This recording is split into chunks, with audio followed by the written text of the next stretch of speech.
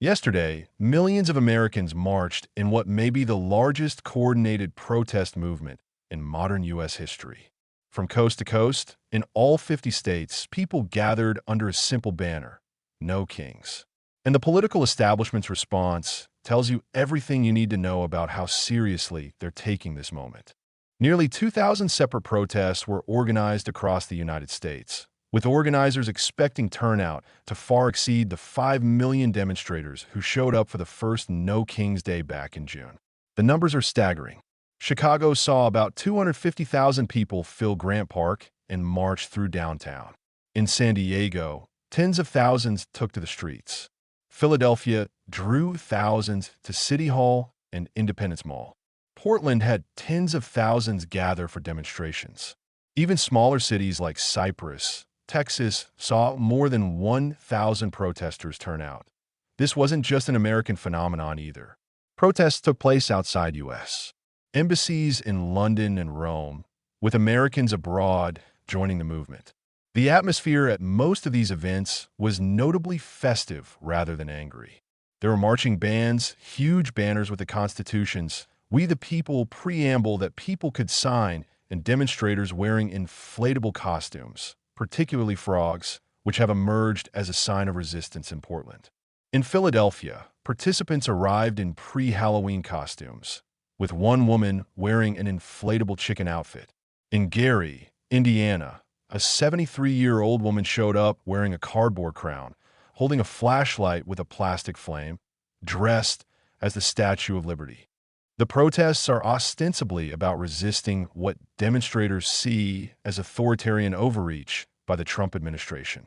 Key issues include immigration enforcement amid continued ICE raids, access to health care, environmental protections, education, election maps, and school shootings. The timing is notable.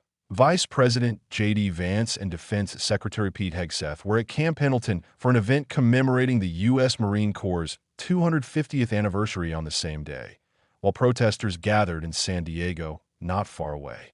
But the deeper theme here is about democratic norms and the concentration of executive power. The No Kings movement explicitly stands against the glorification of authoritarian displays and the erosion of democratic values, arguing that power resides with the people, not with a singular authority. It's worth noting that this is the second major No Kings Day, with the first held on June 14th, Trump's birthday, when a military parade was held in Washington, D.C. to honor the U.S. Army's 250th anniversary. The symbolism matters. These protests are deliberately timed to counter what organizers see as displays of authoritarian power. The rhetoric from both sides reveals how deeply polarized American politics has become. House Speaker Mike Johnson called the protests the Hate America rally, claiming they would bring together the Marxists, the socialists, the Antifa advocates, the anarchists, and the pro-Hamas wing of the far-left Democrat Party. Johnson also accused Senate Minority Leader Chuck Schumer of siding with communists by backing the protests. The Trump administration's framing is clear. These aren't legitimate expressions of democratic dissent, they're anti-American radicalism. But protesters reject this characterization entirely. One Philadelphia protester, when asked about the Hate America label, said, "It's ridiculous. What could be more American than being against kings?" In Houston, the local editorial board directly challenged Johnson's framing, noting that flag-waving patriots gave a resounding no when asked if they hated America. Senator Elizabeth Warren, speaking at the Boston protest, said, "What's happened to the Republicans in Congress? They know that Trump is not a king, but they seem to have lost something. Not a single one of them has a spine." She characterized the protests as deeply American, connecting them to Revolutionary War resistance against British monarchy. Even Trump himself seemed to acknowledge the obvious. In a Fox News interview set to air Sunday, he said, "They're saying they're referring to me as a king. I'm not a king. Here's where things get complicated." Organizers explicitly committed to nonviolent action, stating a core principle behind all No Kings events is a commitment to nonviolent action. And by and large, that's what happened. San Diego police thanked the more than 25,000 people who exercised their First Amendment right peacefully and responsibly, noting that no one was arrested. But there were exceptions. In Portland, tensions escalated later in the day when a few hundred protesters and counter-protesters showed up at an ICE building, with federal agents firing tear gas to disperse the crowd and city police threatening arrests. In Denver, police arrested several people after a small group ignored orders to disperse. These incidents matter because they feed into competing narratives. For the administration and its supporters, any violence justifies a crackdown. The ICE building in Portland has been the site of mostly small nightly protests since June, which the Trump administration has cited as justification for trying to deploy National Guard troops, though a federal judge has temporarily blocked this. For protesters, the question is whether the administration is deliberately provoking confrontation to justify authoritarian responses. One article notes that Trump's crackdown against protests, especially in Democratic cities, has intensified since the June marches. The scale of these protests is historically significant.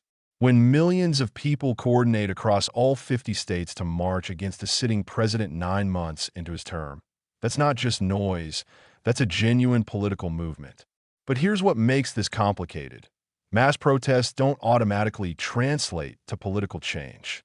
The Trump administration was elected through democratic processes.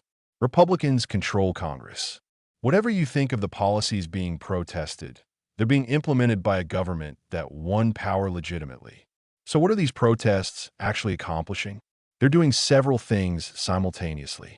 First, they're creating a visible opposition movement that makes it harder for the administration to claim unanimous public support. Second, they're building organizational infrastructure and networks that could matter in future elections.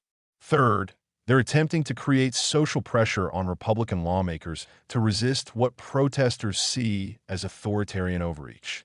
But they're also revealing deep fractures in how Americans understand democracy itself. One side sees defending executive power and law enforcement as preserving order. The other sees mass mobilization against that power as defending constitutional principles.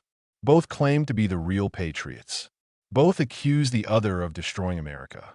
The interesting thing is what happens at the individual level. One San Francisco protester, dressed as the Statue of Liberty, said she'd never been to a protest before and had actually been okay with everything until I found that the military invasion in Los Angeles and Chicago and Portland, which she found scary. That suggests these protests are pulling in people who aren't typical activists, which could indicate genuine grassroots concern beyond the usual partisan divides. Even more telling, a Trump supporter showed up to the Philadelphia protest wearing the movement. If they crack down too hard, they risk proving the protesters' point.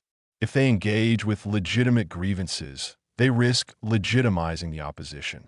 And for the protesters themselves, the challenge is maintaining momentum and converting street energy into actual political power. Because ultimately, in a democracy, sustained change happens through elections and institutions, not just demonstrations, no matter how massive they are. The No Kings movement has shown it can turn millions of people out.